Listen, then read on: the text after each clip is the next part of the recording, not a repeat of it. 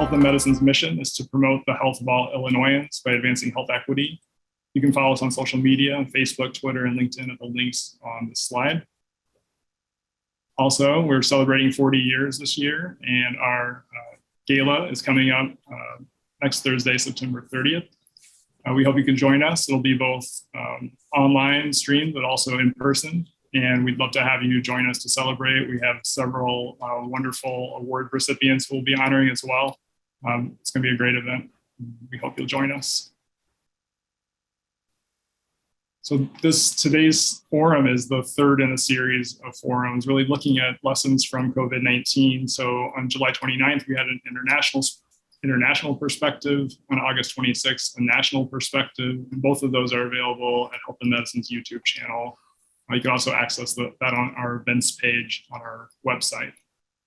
Obviously today is the state and local perspective.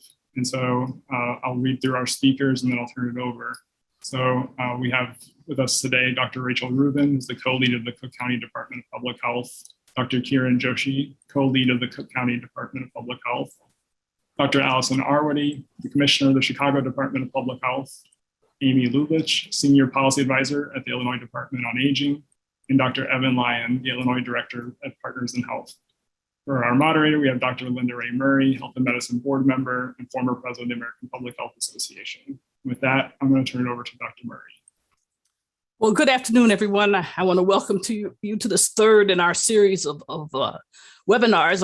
I just want to say I've been looking forward to this particular topic more than the other two. As Wesley said, the first webinar, we had Matt Cavendish talking to us about international issues that we face because of this pandemic, a really nice conversation back and forth. I invite you to go look at the tapes. And then the last series was with Jose Ramon Fernandez Pena, our present APHA president, where we really concentrated on lessons that we should have learned from the HIV epidemic and what our challenges are nationally. But just like all politics is local, in many ways, all public health takes place on the ground locally. And I'm so glad we have an array of local leaders and activists here today. So I'm glad to hear that. We really need to ask ourselves, because even though the title says lessons learned, we're still in the middle of this battle. It's not over yet, as I'm sure most people here know. And I'm going to ask us as we go forward, and I'm going to let each of the panelists have some opening remarks, to suggest that this is a family conversation. We need to discuss our participants, the ones who are signed in, the people we know who signed up for this webinar, are really public health people, whether they work specifically in governmental public health or other non-governmental organizations, or whether they work in other areas of healthcare and social service organizations. So this is like a family conversation. And what I'm really interested in us digging into is, what do we do going forward? Because we're not out of this yet. And what do we do today to prepare for our next pandemic, of which we know we're going to have one, and other problems and issues that face us in public health? So let me start. I'm just going to arbitrarily start with the list that I have written down. I'm going to start with our friend from Aging, Amy Lulich, to ask her if she has any opening remarks or questions. And I want to invite all the panelists to ask each other questions that you want to kick us off with before we start our conversation. Amy? Well, thanks, Dr. Murray, and thanks to Health and Medicine for having me speak on this panel today on behalf of the Illinois Department on Aging and Director Paula Basta.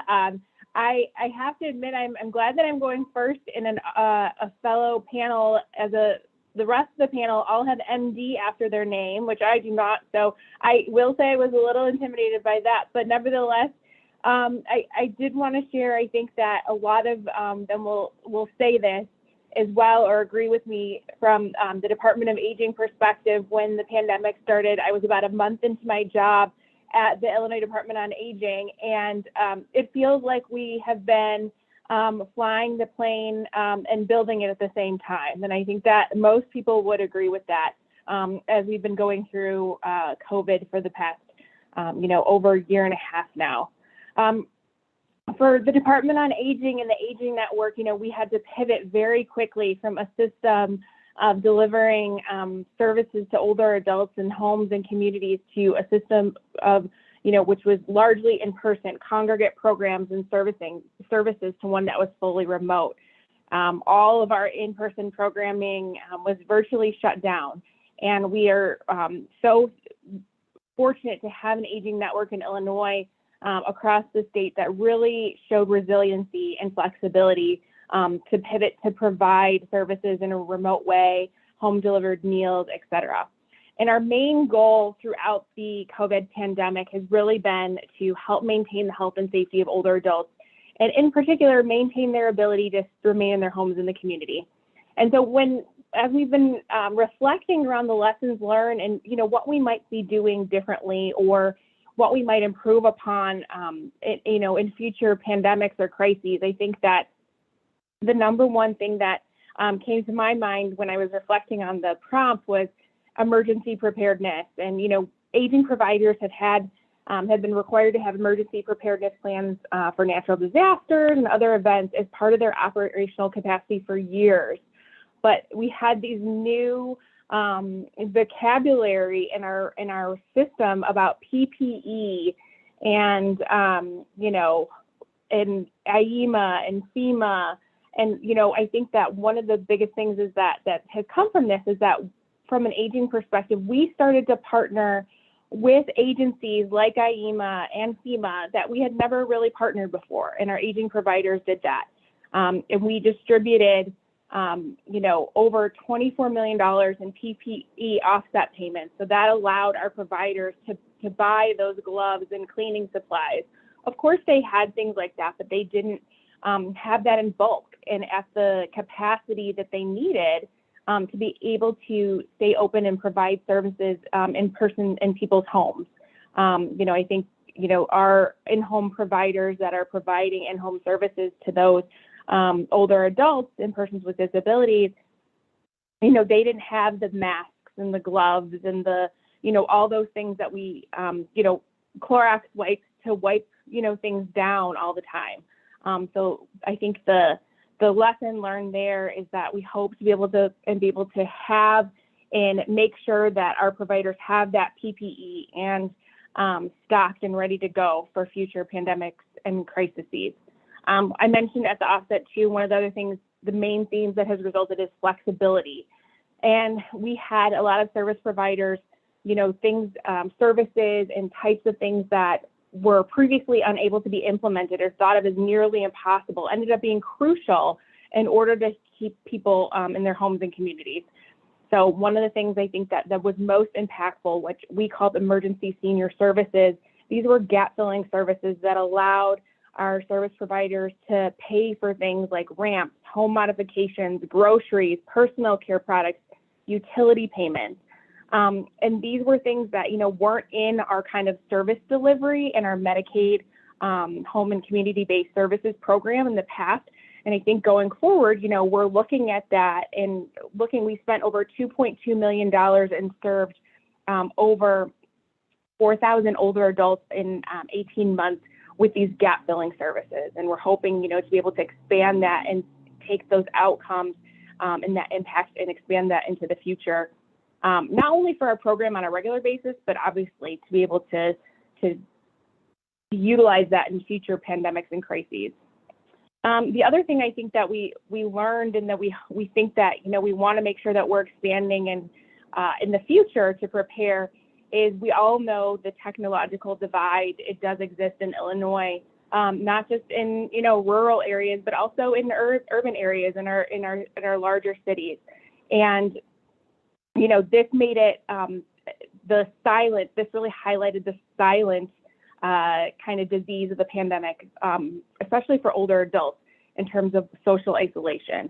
And so we want to be able to continue our commitment as a state agency to the state's Connect Illinois broadband strategy to have basic broadband access in every home by 2024.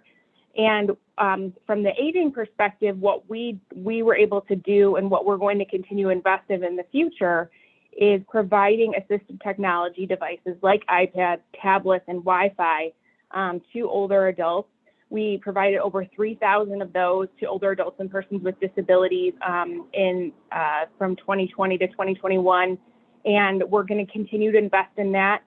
with state funding in the next year, and also utilize federal funding to do that in these future years. And I think one of the other things that came to mind when we were facing this technological divide, not only to combat social isolation, but at the beginning of the pandemic, I think everyone remembers, I'm sure, that when appointments for vaccines first came out, it was kind of this flurry, and there were all these different platforms and websites and places you were supposed to go, and that was confusing for older adults. Fortunately, we were able to push out funding from the federal government to have our providers assist older adults, but with making appointments. But I think a multifaceted approach, or a multi-pronged approach, both like phone, online, walk-up, et cetera, should be contemplated in the future. And so to kind of bridge that kind of technological divide, I think that existed, and I think sometimes continues to exist, and something that we need to look at when we're talking about, booster shots. I know the word isn't completely done and decided with booster shots, but it's, it is looking like there will be some for those older adults, 60 or 65 and older. And somebody will clarify that for me, but we know a lot of older adults will be receiving these, as some already are, who are immunocompromised. And we want to make it as easy as possible in terms of access. And so I think, the lessons that we've learned over the past year and a half, we're really fortunate, because oftentimes the things that we learn and that we want to fund and that we want to develop, often, we're kind of handcuffed because we don't have enough funding. Fortunately, the federal government has been pushing out quite a bit of money in the American Rescue Plan and the CARES Act, and the department is, going to be the recipient, not just us, but we're pushing that money out to our providers, around $150 million over the next 3 years or so. So we're excited to be able to take some of these lessons that we've learned and improve on what we kind of threw together during the pandemic.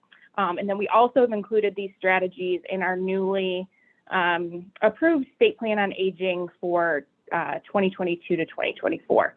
So it's our hope that this investment of funding and putting these lessons learned into work, and this commitment to flexibility and connectivity, will better prepare us in the aging network to respond to future pandemics or crises.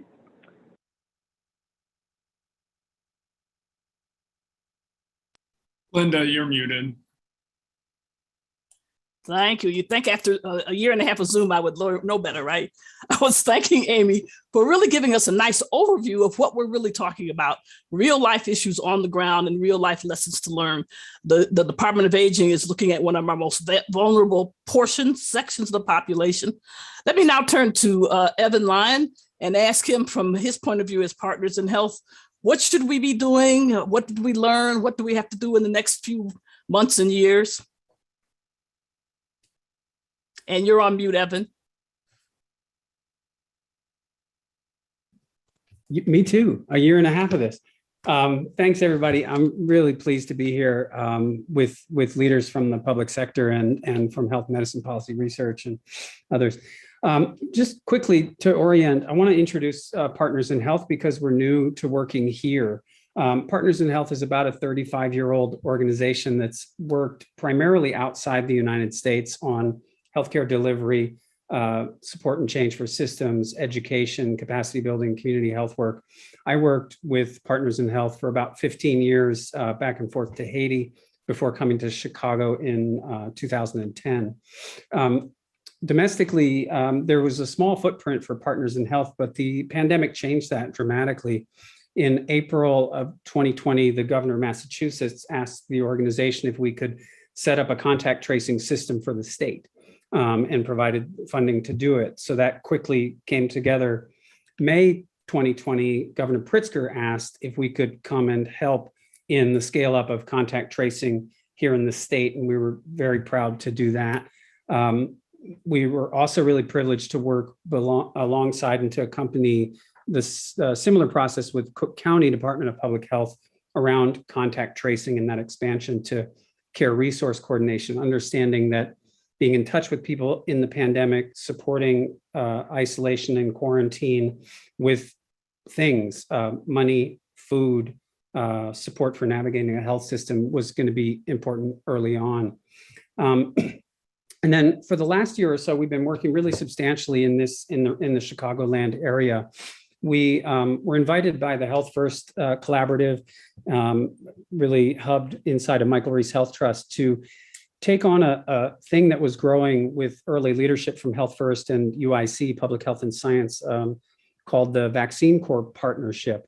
And since January this year, that's kind of been our convening body, where we're bringing community folks, organizations, or individuals, public health, and the healthcare system to be constantly iterating and looking for solutions to especially vaccine understanding and acceptance. And that's put us in a place where we can now think about your question, Dr. Murray.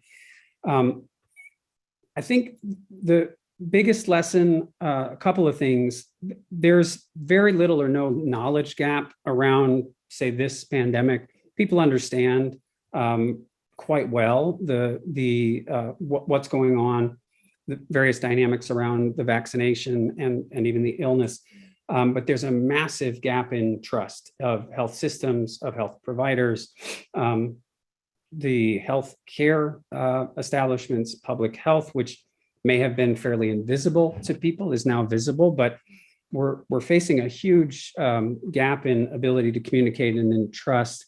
And especially for historically oppressed and marginalized people, it makes great sense that we've been neglecting communities for decades and now show up with a shot, and we should not be expected to be received with open arms. So we need to earn some trust potentially. Our singular approach has been to try and find ways for people who live in places that need more support to do that work. And so whether it's through outreach and training up for that outreach, providing support for community-based organizations, and local philanthropy has been incredibly generous to find new partners and expand the base of people who are participating in public health response and community health response. And to me, the key question I want to put on the table for today is, how do we hold on to and expand that capacity? This pandemic has shown us there's this incredible gap between what we know works from a public health or clinical perspective and actually getting it to people, having it received and understood and accepted. Great strides have been made to support initiatives. The Racial Equity Rapid Response Team from the mayor, the Protect Chicago Plus, and now the Healthy Chicago Equity Zone process, to me, feels like it's all built to try to sustain and hold that capacity. And I think remembering the heroic and often really voluntary and unrecognized work that people did to talk to neighbors, to talk to their block, to put information in the corner store, to leverage outreach that was doing one thing, housing rights work or violence prevention outreach, and became incredibly effective COVID public health messaging. I'd love to see that held on to and eventually become an integrated part of both informing public health and then also delivering to the level of people on a block or even a household level. So that seems like the greatest challenge and opportunity at the moment. Thanks so much, Evan. So now I'm going to turn to our local public health officials and ask them again to summarize what their thinking is 18 months, 2 years into this. What should we be doing in the near future and the far future? Let me start with Allison, if I can. Dr. Alarwadi, as our local leader, what have you to say? Yeah, thanks, Dr. Murray. Thanks, Health and Medicine Policy Research Group. And, this has already been interesting and obviously is going to continue to be an interesting conversation. There's so much that we could talk about. I thought I'd pick up on a couple of things that we already heard from Amy and Evan and just add a few of my own. First of all, I think the traditional emergency preparedness, honest to God, there is nobody that does this better in the country than the Chicago Department of Public Health when we think about things like stuff. when we think about things like traditional networks, right? And I feel like in the way that emergency preparedness has historically been funded, the kinds of things we receive money to do, thank goodness we were sitting here with millions of masks and millions of gloves and, ventilators on the shelf. And it maybe was not enough, but my goodness, compared to almost everywhere else across the country, that was really designed to be, you're only supposed to have to cover your jurisdiction for about the first 30 days. And then the idea is the strategic national stockpile comes in, and we all know what happened there. But I will say, first of all, that Amy, I like that you sort of started with that, because I think that there's the traditional where people tend to think about stuff. And I think in this case in particular, the PPE, right, was such an acute need. And then there's sort of the vaccine. And my team and, I think the whole system, we're pretty good actually at thinking about that. It's just making sure that it's scaled and talking to each other. And that, like, just because Chicago has enough, we were not prepared for thinking about all of the non-traditional partners who would be looking for these materials, right? So the Department on Aging, for example, and we were really focused on sort of providing medical level PPE for medical systems and kept it at that medical grade. And then in that setting, there was that. But I want to complicate the conversation a little bit around emergency preparedness, because I think that actually there's a few places where we can grow here locally, and that might not be as obvious, but they're the biggest ones, I think, that the low-hanging fruit where we can work. So number one is all things data. And I don't actually mean just the ability to share data with the public, because I think we've gotten, as a public health system generally and as partners, pretty good at that.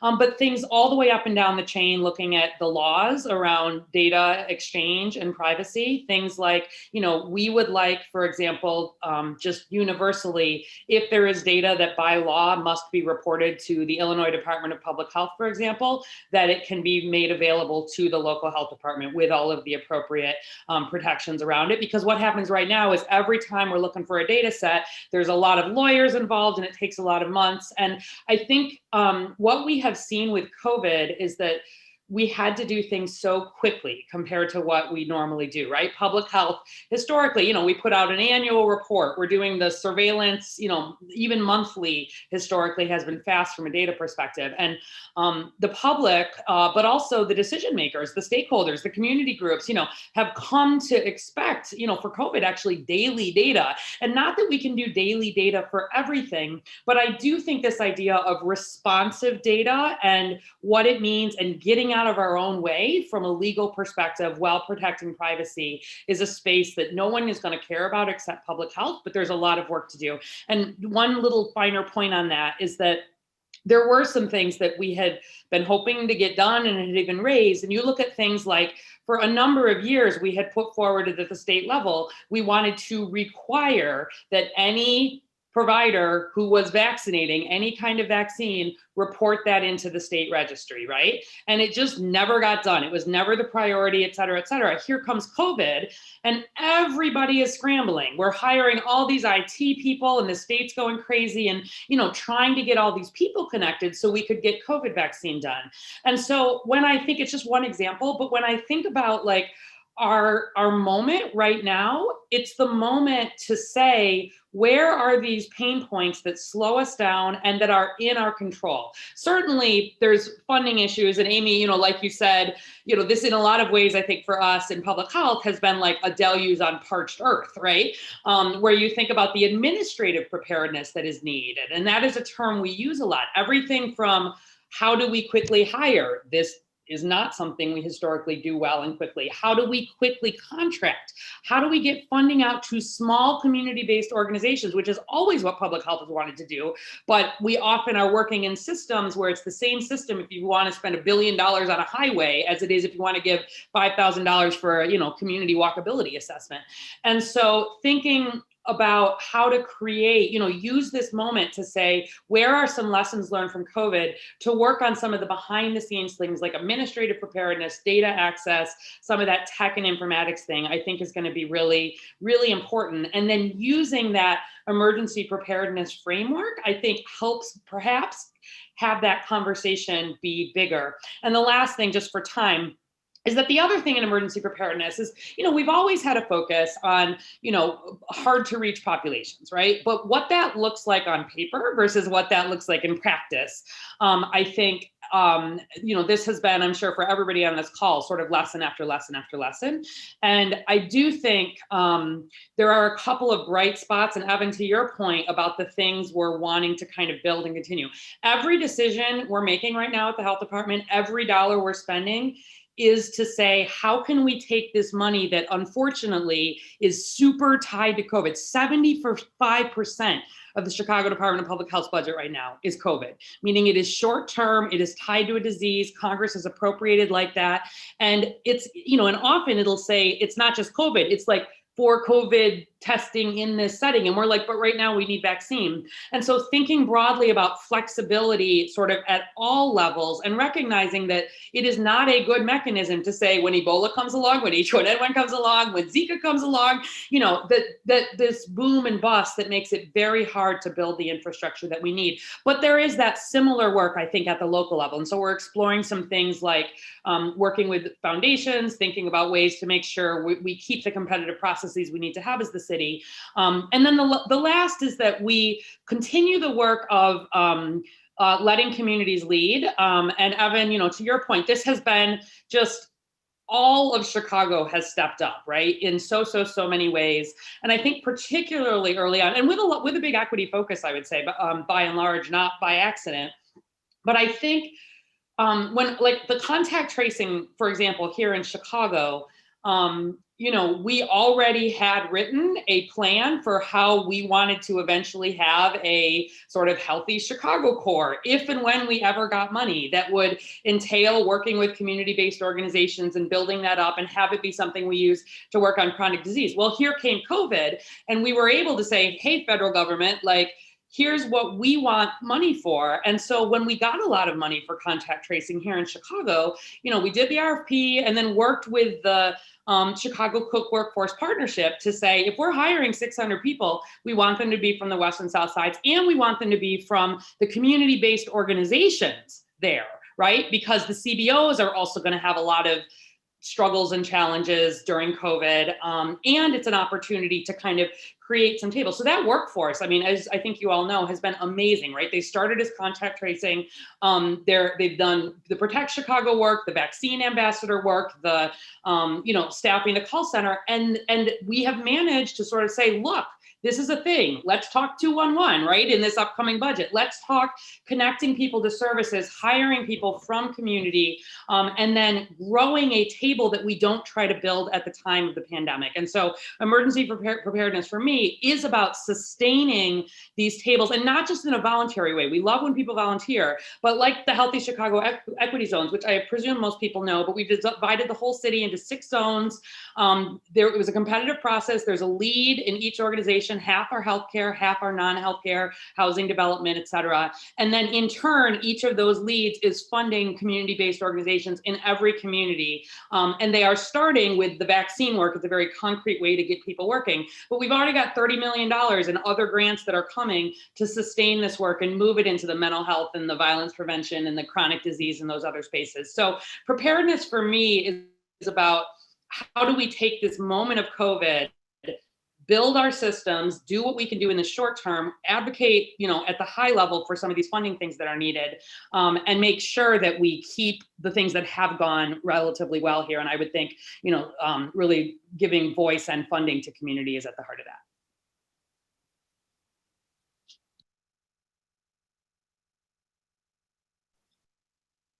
Linda, Dr. Murray, you're muted again. I say the best stuff when I'm muted, so y'all can trust me. We miss it. I was thanking Allison for, again, structuring some of our discussion. To what extent has our approach, our traditional approach to emergency preparedness helped us and hurt us? How have we raised questions like data management in our local and state exchange of information? I'm glad you brought that up. We'll come back to those infrastructure issues. Dr. Rubin, what's going on in the rest of Cook County? Yeah, I know I feel bad for Dr. Joshi because he'll be way at the end of the line, but I'm close to the end of the line and, for opening remarks. And The bad thing about that is that your colleagues have said all of the really sort of profound things. But the good thing is that I've been able to jot down, as we've been talking so far, about some additional things to build on with what has been said. So it might sound a bit like a mishmash, but the things that come to mind in terms of, we all, I think, at the table here will acknowledge that what we want to try to do is to leverage the unfortunate, tragic situation of COVID to building up public health and other infrastructures in order to continue this work in the future and to prepare for the next coronavirus or the next arbovirus pandemic, and to potentially put in place things that might prevent an epidemic becoming a pandemic. And so I think that that's sort of at the base, that everybody understands that we want to do that. But then how do we get there, and where are the gaps, things that we really have to focus on? And one thing that's come up is about the lack of trust in communities.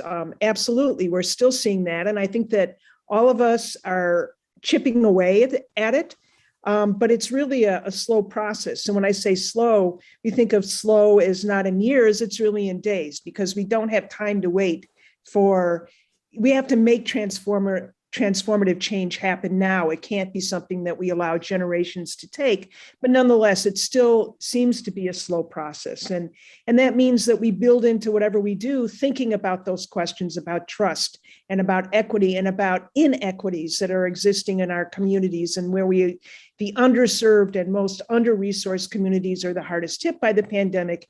And as much as we're trying to focus on those communities right now, it still feels in some ways like putting a Band-Aid on it.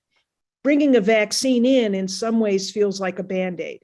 You know, we're doing whatever we can now to provide transportation, so that, including paratransit, so people can get to vaccination sites, or setting up, expanding our in-home vaccination programs.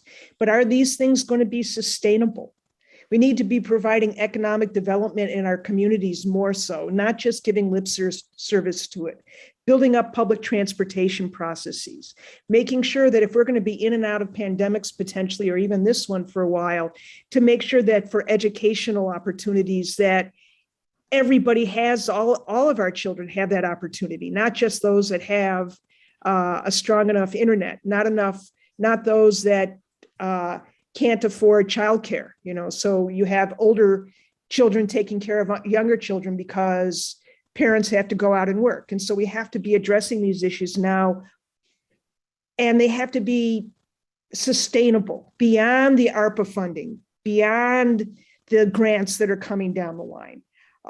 So another thing that this brings me to is also how things have been funded. It's been sort of on these grants. And as Dr. Already talked about, and Amy Lulich also talked about, is that, you know, these things are the grants are set up for very specific purposes. And even within COVID, even very small projects. This one can only be for contact tracing. You can't use your contact tracing staff to do community engagement, though we are, okay, right? So to allow flexibility, to allow breaking down silos with even our own departments and between our agencies, so that we can work. And those funding issues, like Chicago is really lucky, you get direct money from the CDC. Our money goes through the state.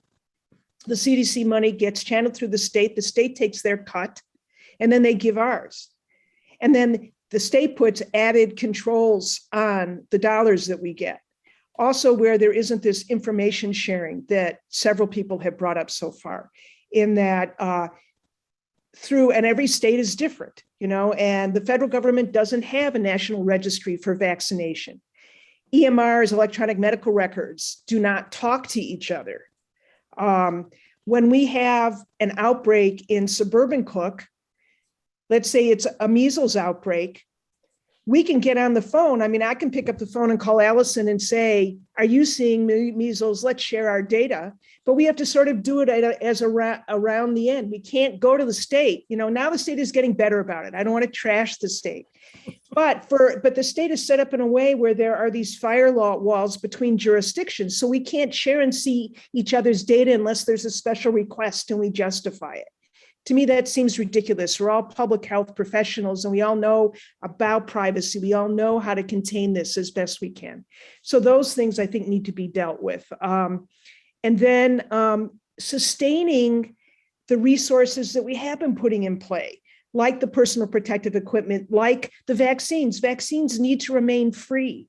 Right now, private businesses getting into the testing business big time. You can go and buy an off-the-shelf product in the Walgreens or CVS, and it costs $25 or $50 a pop. That's not affordable.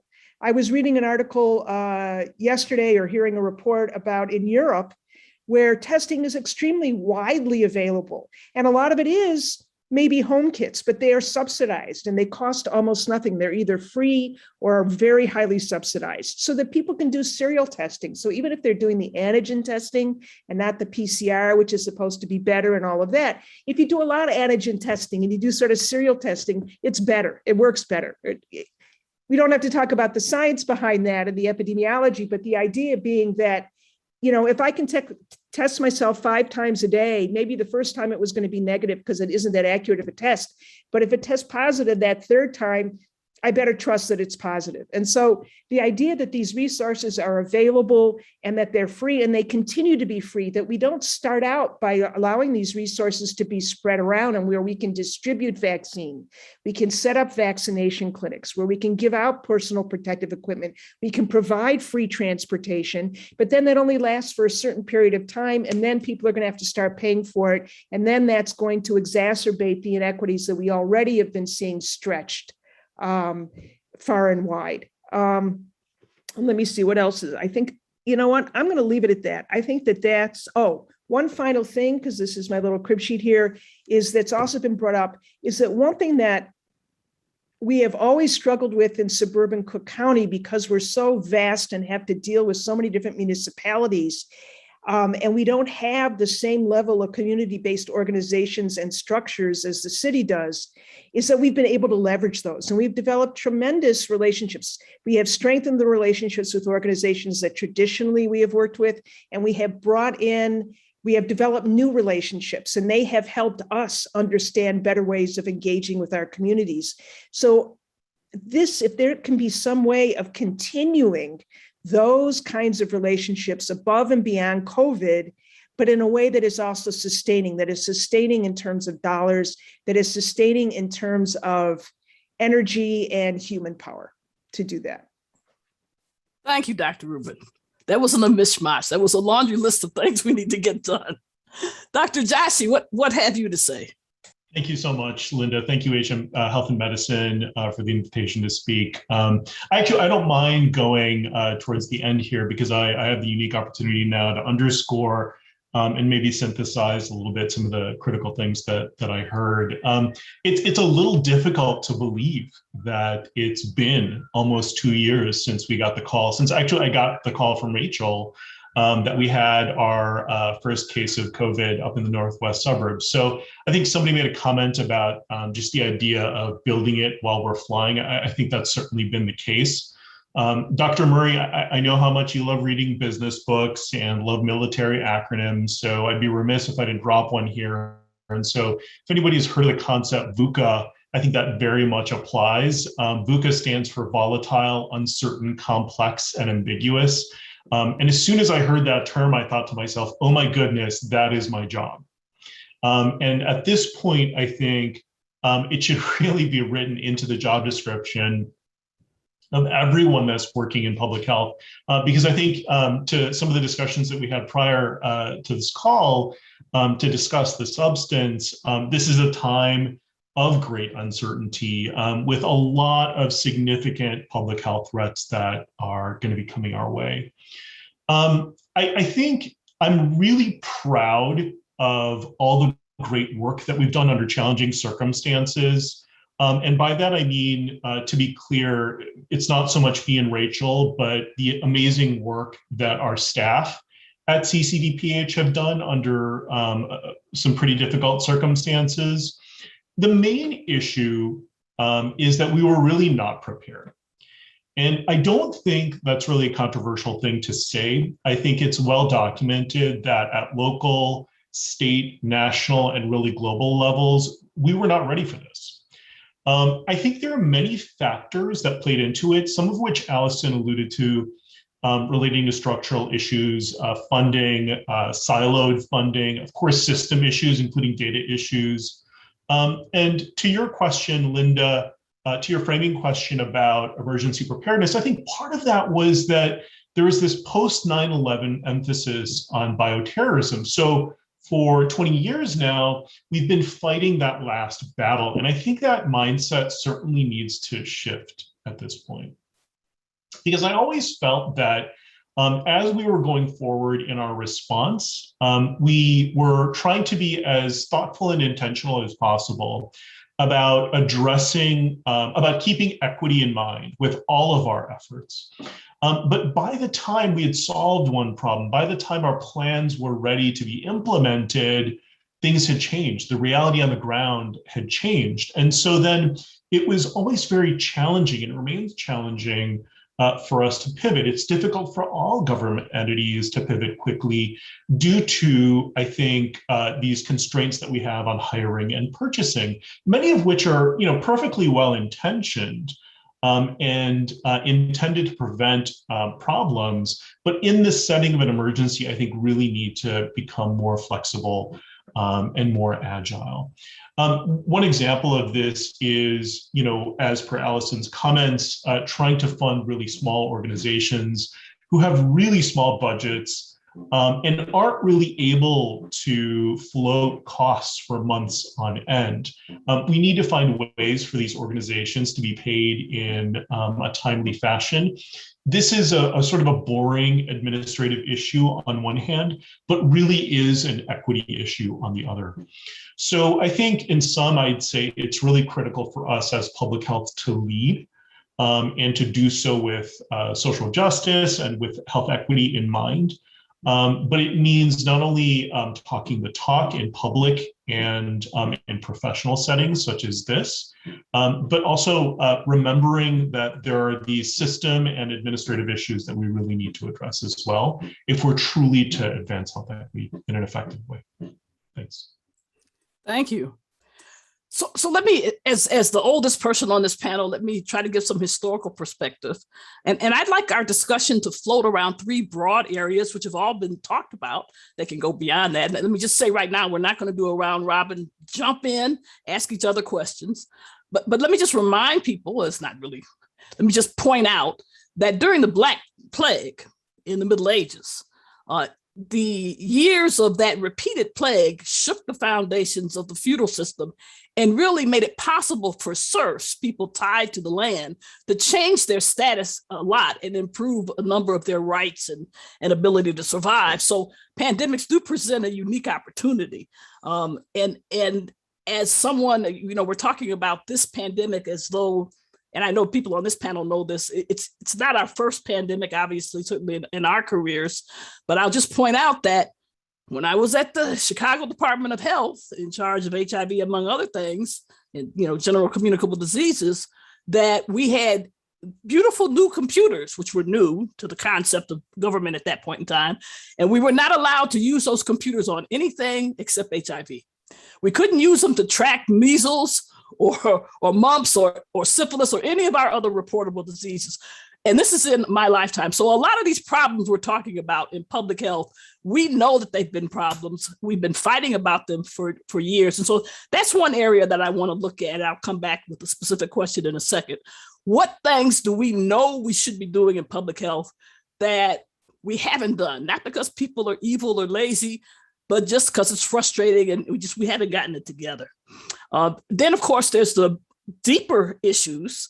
So that's sort of a leadership question. Then there's another issue of how do we construct an infrastructure? We don't often get the money that we presently have. We've already talked about some of the problems with that, but where should we start with the infrastructure? Too often we're sort of in competition. Should we do smoking cessation? Should we do HIV prevention? Should we do, well baby care? What should we do? And last, which is what I'm really concerned about, it's not just a question of lack of trustworthiness, which is a perfectly natural thing if you consider the US government. I was on the phone recently with Michael Bird, one of our past presidents of APHA, a Native American, who said, who should have more lack of trust than Native Americans? So it's not just a question of a lack of trustiness. It's how do we communicate uncertainty? How do we take science from being a quasi-religion? The science told us to do it. That always makes me on edge. And how do we have lay people comfortable with the concept of uncertainty and how we actually develop our questions? But let me go back to a leadership challenge for us in public health. So everybody on this call has mentioned either here or in other places how critically important racism, structural racism, wealth inequity, how critically important these structural determinants of health are. But so often we can't find a way to speak out in our role as public health. I was commenting that recently in the Annals of Internal Medicine, there's a great article coming out of Drexel School of Public Health that's looking at some of the spatial and geographical problems we have. And I know the city and I think the county too have produced maps that show these vulnerability in indices. And so one of the issues that's been in the paper recently has been our environmental indices and our environmental problems, both the general iron issue that challenges the city. A few years ago, it was the Crestwood water issue in suburban Cook, where we just allowed poisoned water to go around for 2 or 3 decades. Our whole region has a challenge with lead service pipes and probably one of the worst situations in the country for that. So how do we find a way in our role, both as governmental public health, as non-governmental activists and members of other organizations, to really make clear to people, make visible to people, the standards for social justice that public health so desperately believes in? How do we find a way to have a better chance of doing that? Anyone jump in, unmute yourself and jump in. If you don't, I'll call on you, but you can certainly jump in. Anyone want to start there? Evan, go ahead. Go ahead. Go for it. That's okay. Yeah, I think we need to begin by actually having the conversation about it. And I think over the last few years, it's become, I'm not going to say easier, but it's become less difficult. I mean, I think back to, I think perhaps 4 years ago when I was having a conversation with a medical student or a resident actually who wasn't sure if it was appropriate to talk about structural racism in a professional environment. I think in a post-George Floyd world, that has changed dramatically. So I think that's a good thing, and I hope it continues. Our agency has been, I think, pretty explicit in calling out structural racism as a driver of health inequities, and we try to weave that into our communications at every opportunity we get. It's not easy, particularly given our country's sort of historical focus and culture around, the rugged individual. But I think we're all here kind of in this to fight the good fight. Allison, were you going to jump in there? Yeah, I would maybe just to add to that a little bit. I think, everybody probably on the call is familiar with Healthy Chicago 2025, which has as its focus the racial life expectancy gap in Chicago. And then we have quite explicitly said, those 5 main drivers are the proximal things that we're following, but then what are the root causes underneath that? And to bring it back around to some of this environment conversation, for example, I think so often where these things really jump out in our face in a geographic way, which happens a whole lot in Chicago and suburban Cook, right? We are a racially, ethnically, economically, linguistically, highly segregated city, which everybody knows. And so we sort of have this interesting shorthand for kind of place and race here, which was so strange when I moved to Chicago to kind of get my head around. And I think what's interesting is it, on the one hand, it offers you an opportunity to invest in place-based approaches and really think about when we're wanting to we'll see what happens with this budget, but there's $1 zillion in there for, trees and working on investments in clean air and all the rest of this. What is the data that you're using? Where does that go? How does it play in? But that's sort of fixing, if you will, problems that have been very, very longstanding potentially in terms of who gets to make decisions and whose voices are heard there. So I would also just say that kind of in the same way, like there's always this sort of not quite as sexy behind the scenes work that needs doing, as folks who work in policy well know. And in this space, for example, some of the work with some of the issues for some of the things that have come to so much attention in the environment space in Chicago are because literally there has never been any opportunity to do a health impact assessment or a race equity assessment, right? And we're trying to think of these sort of health and race equity assessments together, et cetera. Those have never been done before zoning decisions are made, for example, right? Historically in the city. And we think that is a problem. And so some of the work to sort of, even this last summer to say, let's actually say when particular developments are ticking boxes, public health gets to take a look. Public health gets to require that if you're going to put something near a school, that it shouldn't just be an automatic look. And so trying to get ahead of some of these situations and actually build it into our policies and kind of our structures, I think gives you the opportunity to take some of that data, which you're right. I mean, everybody knows what these maps of Chicago look like, and you can overlay the vaccine uptake to you name the issue, they look the same. But being serious about addressing that in a locally based way often means sort of, I think, going kind of upstream to where are some of these policy things that we can do to think about cumulative impact, to think about things that do not exist right now in our city code, in our laws, and really take these individual examples and make it a larger conversation about what we need to do for more equity in public health and environment, which is we name it as one of the primary root causes is Healthy Chicago 2025.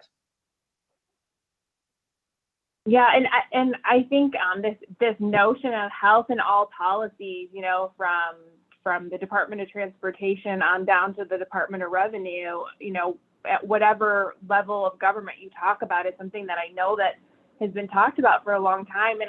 And I'll just add, and I know that this is something that Health and Medicine is interested in too, is I'm going to add another aging in all policies type of perspective as well, because I'm representing, the Department on Aging. And I think that, one thing our director says all the time is that everyone's aging. And, we just finished our state plan, like I mentioned, and we have, some interesting data in there. We're going to hopefully update it as soon as we get kind of in all the census data and kind of distill through that.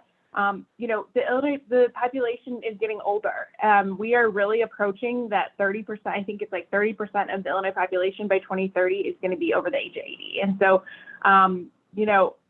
it's getting older, and we want to make sure that not only we're thinking from an equity lens in all policies, but also how are we making these policies for older adults, so that not only the Department on Aging or the Division on Aging is thinking about older adults, but everyone's kind of thinking with that mindset as well. So I just kind of add that on as we're thinking about how the Department of Transportation is making sure that sidewalks are safe. Not only are they safe for able-bodied folks, but also for those who aren't as able-bodied. I want to add a little something and connect back to one of your other big questions, Dr. Murray. Public health has always known that basic necessities create, lack of basic necessities create health inequity, housing, nutrition, education, gender difference, racism, et cetera. And I do think people have seen that a little better in this current moment. And so holding on to understanding that it's a cause and not just some loose correlation. I think healthcare is catching up, like you mentioned, Dr. Joshi, to at least use the words about social determination. It's rare that a nurse or doctor is actually working on a solution to housing instability, but I think that is part of our future.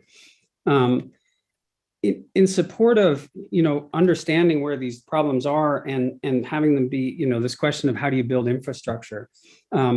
The regional approach of the Healthy Chicago Equity Zone stuff is very exciting because at least some decision making will be brought down to a regional level. And as we finally get to work less on COVID, neighborhoods, regions will start to discern for themselves what health prioritization will be. And in one place it will be mental health, and another, cardiometabolic disease, et cetera, et cetera.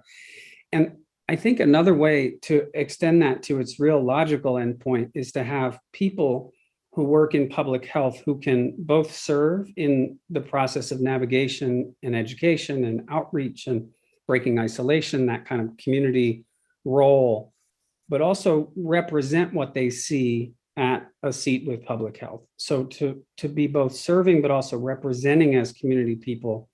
As you notice that, say, one entity is not working well, then advocacy can grow to, kind of increase that. So I think the infrastructure that'll spread some decision-making, but hopefully down to the level of a person who knows what, Ms. Jones has suffered to try to get her heart failure cared for in Roseland, will give us a depth of understanding about where the structural barriers are, so we have a chance to address them at that really intimate level. It's exciting to think of the larger investments at a city level in safety and parks and those things, but I think connecting to this very intimate person-to-person level will be important for staying with the right priorities and with the right policy. So this allows us to think also about how we do that infrastructure. So for example, if we look at environmental racism, we have islands that are communities in Chicago that are really overburdened. Pilsen Little Village being one, but probably the biggest in our region historically is really what we call the Southland. That is the southern part of the city moving south into the rest of Illinois and into Indiana with huge legacy industries like the steel mills, refineries, some of which are still in operation.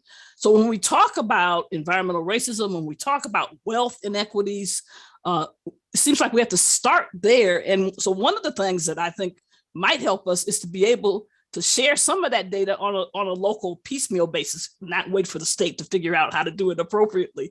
So that if we look at, and I'm really concerned as we start measuring these inequities, because these populations have changed. It's been 30 years. Black people have been moving. They've always been in the Southland, but the egress out of the city has been great. How can we talk about Pilsen Little Village without talking about Cicero and Berwyn and Summit, et cetera? So to me, one of the things that on this panel you might have an opportunity to do is to begin to piece together some joint approaches that put data together, ignoring those political boundaries, at least to state clearly to the general public and to our political structure, here are the real issues we're facing. And here's how they've changed in the past 25, 30 years. So in that spirit, and I don't, by the way, Allison, I don't think these are, well, they might be boring or irritating, but I don't think they're unimportant. And I know you don't think so either. Bureaucratic challenges. These are real challenges. You have to be able to hire people quickly. You have to be able to pivot. You have to be able to fund. If you're not going to fund a small community organization and you expect them to spend the money before you reimburse them, then you're not serious about, having that work done. So it means really fighting to change the rules of how we hire people, how we disperse money, and how we present our reports. And they can be changed. So maybe one thing, if it's okay, I could say is that I wanted to lift up maybe an under the radar collaboration between ourselves and the City of Chicago's Department of Public Health, and that's around the opioid space. So the death data for opioid overdoses resides with a Cook County Medical Examiner's Office, right, which has a jurisdiction of all of Cook County. And so we actually have a really nice series of meetings with our colleagues from the city in which we review all the deaths in Cook County jointly and, sort of confirm the ascribed cause of death. And from that comes a joint report. I mean, again, I think this is small, but it's a really nice example of good collaboration. And we'd certainly want to see something like that grow and expand. And one thing to talk even further, I mean, in some ways, I'm not quite sure what the solution is. But in the suburban area, it's one thing between health departments. We can continue to build and expand our relationships with Chicago Department of Public Health, the other certified health departments within the suburban area, the other collar counties, because we all know each other. I think we generally like each other. We understand where we want to go, I think. But when we're talking about government structures, like in suburban Cook alone, there's over 130 different municipalities. And so we have to deal with all of these separate different governmental structures. And some are towns, some are villages, some are cities, and they all have some have city councils, some have village boards. They're all very different. And then there's the whole home rule, where there's certain things that we don't even have jurisdiction of in the health department. It's only unincorporated Cook County, where we can do food inspections. We do food inspections in other parts of the county because we're on contract with local municipalities that don't have the resources to do their restaurant inspections or their shopping center, their grocery store inspections, et cetera. So it gets not only complex, but it's a way that these different fiefdoms throughout the county can all compete for the same dollars and all compete for the same resources. And if there's a way of trying to break down those kinds of barriers, and I think one way of doing that is through engaging with community-based organizations and grassroots organizing and supporting those grassroots organizing, such as what we're trying to do with worker centers and working with worker centers that work throughout suburban Cook, and they also some work in the city as well, and having them work with us about education and outreach about workers' rights. And I want to begin to expand that, not only workers' rights under the responsibility of management to protect against COVID infection throughout a workplace, but all other health and safety issues, right? What does it mean for right to know? What does it mean in terms of trying to push for paid sick leave and paid vacation for all workers, whether they're part-time or full-time workers or temporary workers, so that they can go and get their vaccine, so that they can take their kids to school or to the doctor, right? That all of those kinds of things, and to try to deal maybe on a legislative level and get rid of this home rule opt-out. You can't opt out of minimum wage. I mean, in the state now is a minimum wage law, and that's one way of doing it. But to me, it's almost overwhelmingly complex. And I keep coming back to saying, I want to be out there on the streets, with my sign, with my mask on, and saying that I'm here to support you in this environmental justice group to make the environment safe. I'm here with the worker centers, and I'm trying to give whatever resources I can from the health department to do that. And then we use that from the grassroots to the grass tops to try to create real substantial policy change. Many people argue that we make progress in public health only when we join forces with social movements, and certainly that's sort of my reading of history.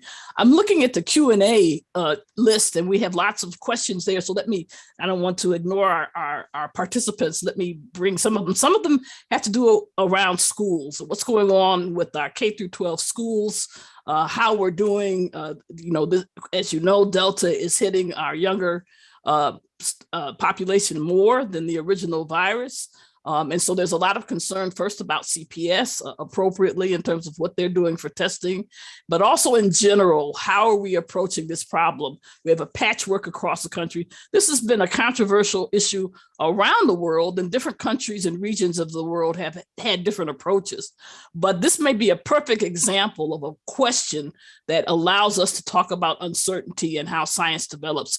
I think we have one pediatrician and a family practitioner on the call. I'm gonna start with you two, and us. Oh, Evan, you're an internist, right? Am I right? If my memory right? That's right. All right, so us internists are gonna keep our mouths shut for a minute. So let's go to Allison and Karen.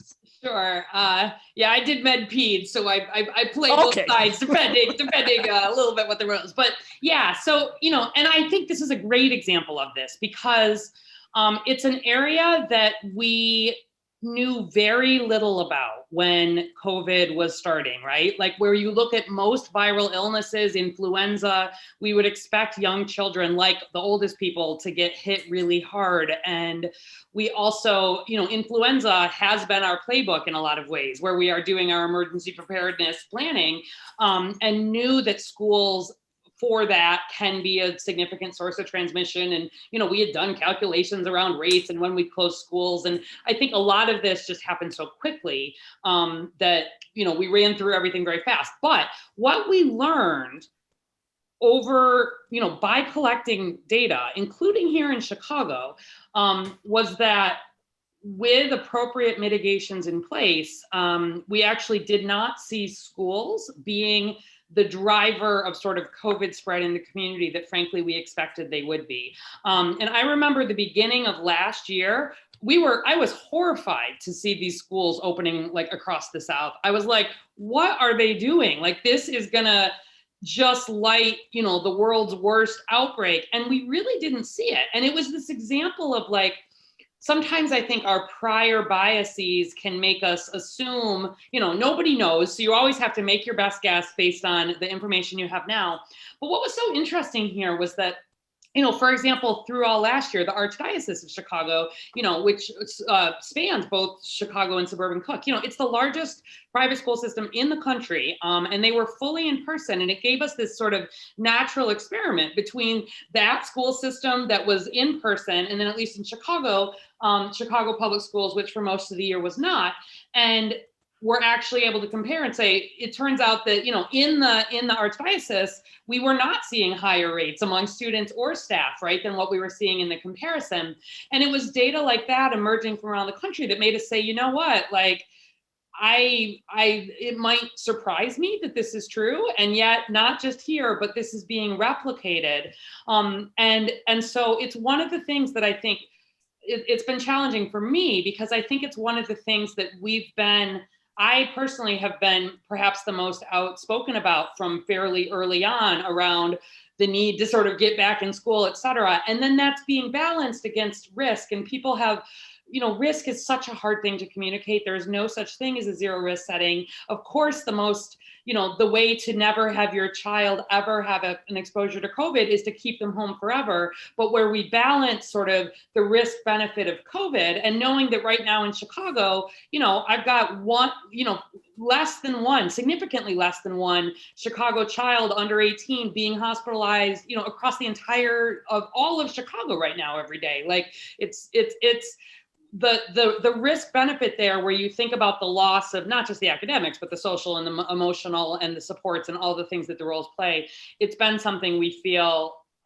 I felt strongly about, and needing to try to communicate, like, this is my opinion based on data, but we are still learning about this, and it's going to continue to evolve. And I cannot guarantee safety for your individual child, but I can say that statistically, you know, right now, just to put a finer point on it, there have been about 500 cases, right, reported in Chicago public schools in these first few weeks. And that's really scary. That's scary for parents to hear. Oh my goodness, we've been back 500 weeks. But when you forget there are 300,000 plus, right, like folks who are there, it's not one, and these are the kids and the staff who may have been in school while they are infectious. So I get that's worrisome, but it's not 1 in 100, which is what people think it is. It's not 1 in 1,000. It's not even 1 in 10,000, where you're talking about how many that is like per day. It's about 5 or 6 right now per 100,000 cases that we're seeing. And so that risk, like for me as a scientist or an epidemiologist,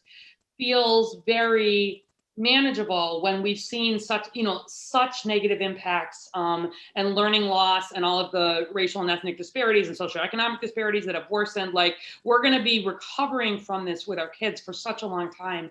But just because I can see that in the data, it is a very hard thing to communicate. And I understand people's concerns. And we say, here are the most important things from a public health standpoint: the masking, the testing, all of the work that's been done to improve the ventilation, et cetera, in those schools, and trust that those are the biggest things, and that these other things, as we layer them on, are on a system that we've shown can be safe even before vaccines were available. But it's been really polarizing, as you all know, who live here in Chicago. And I do think, thinking about ways to tell stories in different ways and recognize and hear people's worries, because they're very real, and everybody is trying to make the best decision for their families and their children, and feeling sort of the weight of also needing to make the decision of what I do think is best for, Chicago's children broadly, has been a real challenge for us, I think, on a communications front. It's also been one of the areas that's been most polarized or politicized in our Chicago conversation. We've managed to avoid that in a lot of ways here. I think where there are disagreements behind the scenes, we've generally, I think, done a very good job of saying, you know, I don't want anything to get in the way of sort of that unified front in terms of talking about the importance of vaccines or pandemic approaches, et cetera. But I think just because it is such a polarized issue, we've felt that part here in Chicago more than some others. Karen, you are working in a setting where we have many, many more school districts, and I know you yourself have some school-age children. What have you seen in suburban Cook in terms of approaches to this issue? Yeah, you know, I just say two quick things, and then I'll turn it over to Rachel, because despite being an internist, which I don't hold against her, she's really been leading a lot of the conversations with the schools. And it's that when we first started having this conversation about closing schools, I was really, in the beginning, back in 2020, I was dead set against it because of equity. I was very concerned that the children that would be harmed the most, the families that would be affected the most are families who were vulnerable and low income. Where were they to find the childcare? We don't have universal childcare in this country, right? So wanted to sort of mention that as an example of the structural barriers that we kind of started the conversation out with here. So let me just pause there, and actually I'll turn it over to Rachel, because I'm sure she has some things to add to the conversation. Yeah, I think from what Allison was saying is that we also haven't found that the rise in cases have really been driven by schools, but by activities surrounding the schools and outside the schools. So the summer camps and the parties, the pool parties where it rains and then everybody crams inside, and then 20 kids get sick at a school. A school age preteen party, whatever it was, and we see this. And with hockey, I wanted to strangle the skate rink, management, because we kept on seeing outbreaks in these hockey teams out in the suburbs. So this is where we were doing it. But the idea is that we're seeing more and more cases amongst the young, because those are the people that are not vaccinated. And so that's where we're going to be seeing the cases. But all of these inequities do come in play in terms of not only inequities, but there are some children that just can't learn in front of a computer, even if they have all the bells and whistles, that it's not emotionally or physically, they are just not capable of learning in that way. So I think the idea of trying to be flexible, to allow hybrid to continue, especially to give comfort to parents that feel that they can handle that at home with their children. Also, certainly for accommodations for children, and we're trying to do that I know most of the suburban school districts are, and certainly the city, is that for children that it's not safe for them to be in schools because of underlying conditions, that they can study remotely, or if they are in quarantine or isolation related to COVID, that they can study remotely. But it's, I think what's more important, even at this point, is that I think it is safe to have children in school if the schools are all resourced appropriately. And that means, and we see this, because the suburban areas, as you see in the city, it ranges from the super well-equipped and well-endowed schools to those that have almost nothing. And in terms of being able to have robust testing programs in the schools, to be able to have the appropriate ventilation systems upgraded in the schools, to have the cleaning staff and supplies, to have the right processes put in place for movement of staff and children throughout the day, so that you don't have everybody out in the hallway at one time, in passing at one time, that you do have rotating throughout the lunchrooms and that kind of thing, which we know happens very well in some schools and not very well in others. And so I think we need to be giving not only appropriate guidance, but there needs to be the right kind of resources in schools for that to happen. And then I think it can be safe for children to be in school. We only have a few minutes left, and we have a lot of questions in the chat. So let me try to summarize our final question and go around very carefully. There are several questions in the chat that are challenging us about what should be the role of the private sector versus public sector? And as we think about a lack of trust and political pushback, some of it is a lack of trust, some of it is just a disagreement with what governmental public health should be doing.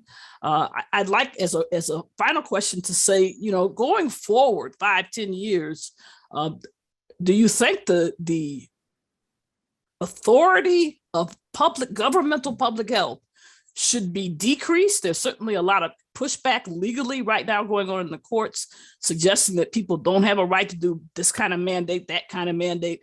Or do you think, in fact, that the legal authority and the activity of governmental public health should be increased to allow us to better address these crises in the future? So I'm going to end up with governmental public health. Let me start again as I did before. So we only have a few minutes left. So just your opinions really quick. Let's start with you, Amy. Well, I think in terms of the lack of trust and what we've been dealing with, and from an agency that serves folks, statewide, from the city of Chicago, Cook County, Central Illinois, and downstate, we've talked with a lot of our stakeholders and a lot of our aging network providers, and a lot of us tell us afterwards, what works in the city of Chicago doesn't necessarily work in Cairo, Illinois. And, I'm sure a lot of you have seen the different articles, and, we asked our providers to survey, older adults when they would call them about, helping them make vaccine appointments. And we got these anecdotal responses, and a lot of it in some of those southern Illinois counties and areas is, they don't trust government. There was a large, wide range of answers. They think the government is tracking them, and all the things that we've heard. And so the thing that I think that, that from an aging network perspective, we've been, like I mentioned to you, as I mentioned in my opening remarks, is that we've started to really branch out to try to have some non-traditional partners. I think the aging network, sometimes we get so insular and we just are kind of in our own world dealing with our providers, across the range of services. But this was, for some of our aging network providers, our area agencies on aging, this was the first time they had reached out, for example, to their local public health department.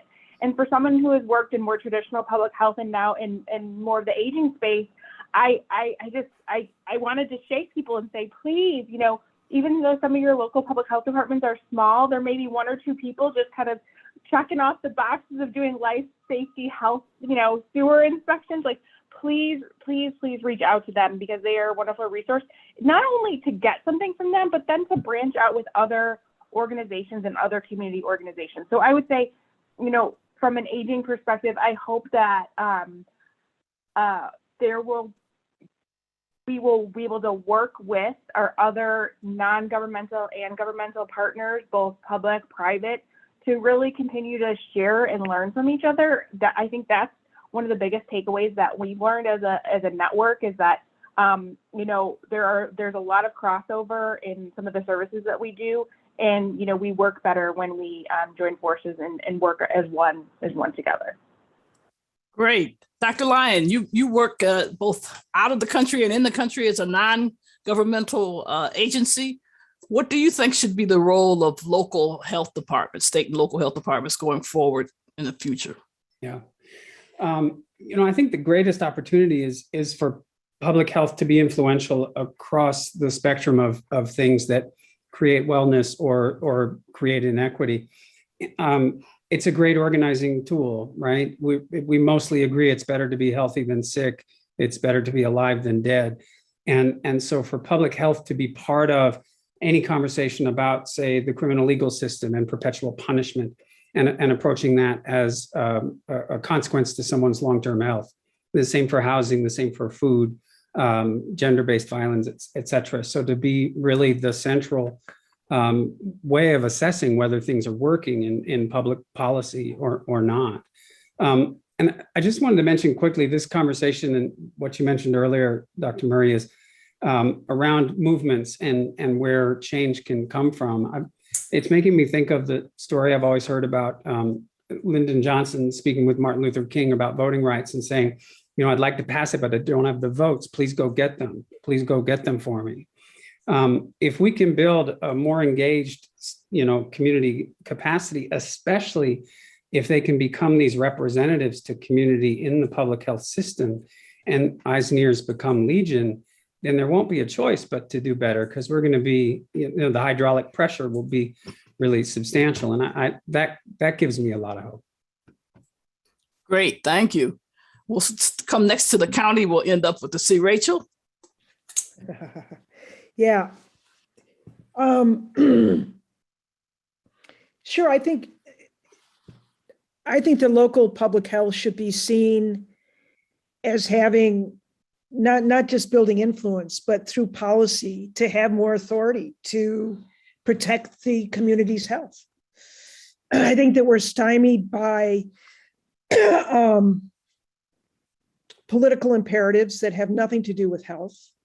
I think that we're stymied by this notion that individual rights can supplant, your neighbor's health.